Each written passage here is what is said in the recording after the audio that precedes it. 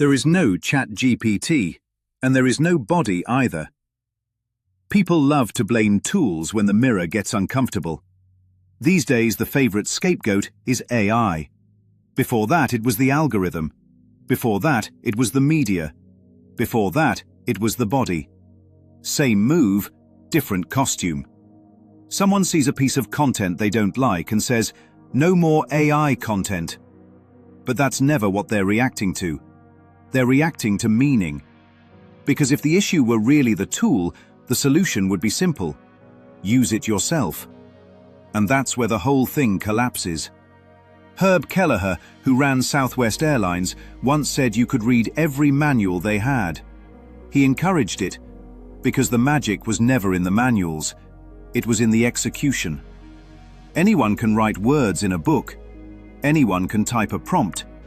Anyone can buy a bundle of viral AI prompts and feed them into a machine. That doesn't mean anything happens. Because authorship doesn't live in the tool. It lives in the mind using it. You could hand someone the exact same AI access, the same account, the same everything, and it would immediately expose itself. Not because the machine is intelligent, but because voice reveals decision. Style isn't cosmetic, it's diagnostic. If it's not speaking about love, innocence, kindness, unity, forgiveness, truth, it's instantly recognizable as an imposter. Not different, not experimental, just off. People would say, "Who is this? What happened?" This isn't him. And that's the part that messes people up. Because it means the content was never coming from AI in the first place. Just like behavior never comes from the body. The body doesn't decide. It displays. The body is an effect. So is a voice. So is text. So is video. So is a machine output. Blaming the body for guilt is the same move as blaming ChatGPT for meaning. Both are attempts to avoid the decision-making mind. And this is exactly where Lesson 18 lands the blow. I am not alone in experiencing the effects of my seeing. That statement is not poetic. It is surgical. It removes the fantasy of private authorship. It dismantles the belief that seeing is personal, isolated, or owned. Seeing is shared. Meaning is shared. Responsibility is shared. That is why content that actually reflects this lesson destabilizes people. Because it quietly says, what you are reacting to is not outside you, and the ego cannot tolerate that. So it looks for something external to blame.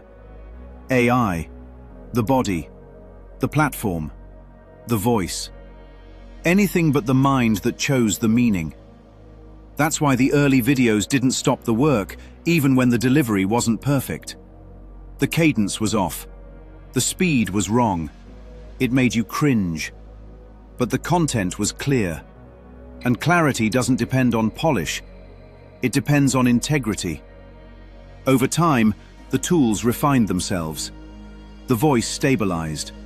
The delivery aligned. New features appeared without chasing them.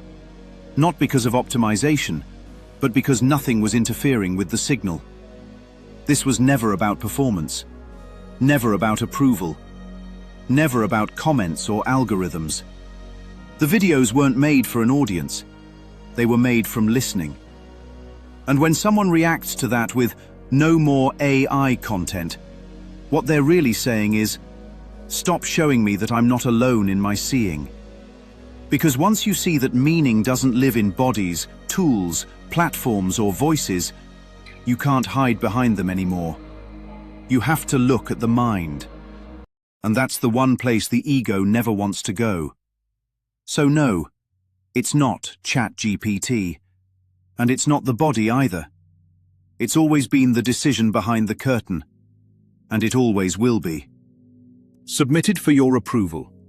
A curious complaint from a modern viewing audience. The charge is not against the message, but against the messenger. Not the meaning, but the mechanism. A belief that the mirror itself is to blame for the reflection it provides. In this particular corner of reality, A machine is accused of authorship, a body is accused of causation, and a mind quietly slips out the back door without being questioned. But the truth, as it so often does, refuses to stay hidden behind the props. Because tools do not choose, bodies do not decide, and voices do not originate themselves. What they do instead is reveal, faithfully, relentlessly, the decision already made elsewhere. Somewhere beyond the screen, somewhere behind the curtain, somewhere the ego would very much prefer not to look. So if the words feel unsettling, it is not because a machine spoke them.